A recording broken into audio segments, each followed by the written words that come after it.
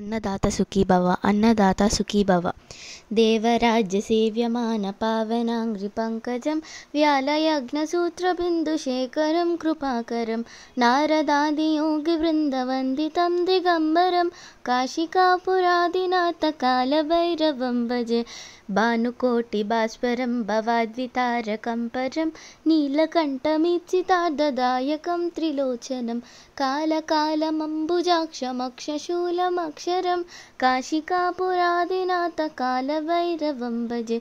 शूलटङ्कपाशदण्डपाणिमादिकारणं श्यामकायमादिदेवमक्षरं निरामयं भीमविक्रमं प्रभुं विचित्रताण्डवप्रियं काशिकापुरादिनाथकालभैरवं भजे।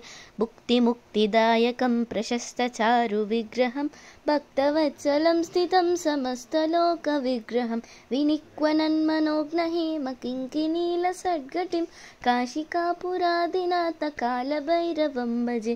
धर्मसेतुपालकं त्वधर्ममार्गनाशकं कर्मपाशमोचकं सुशर्मदायकं विभुं स्वर्णवर्णशेषपाशशोभिताङ्गमण्डलं काशिकापुरादिनाथकालभैरवं भजे।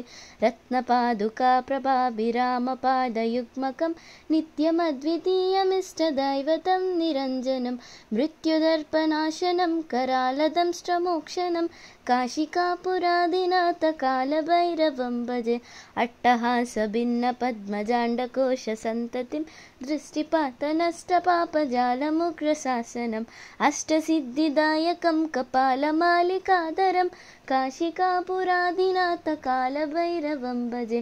भूतसङ्गनायकं विशालकीर्तिदायकं काशीवासिलोकपुण्यपापशोधकं विभुं नीतिमार्गकोविदं पुरातनं जगत्पतिं काशिकापुरादिनाथकालभैरवं भजे।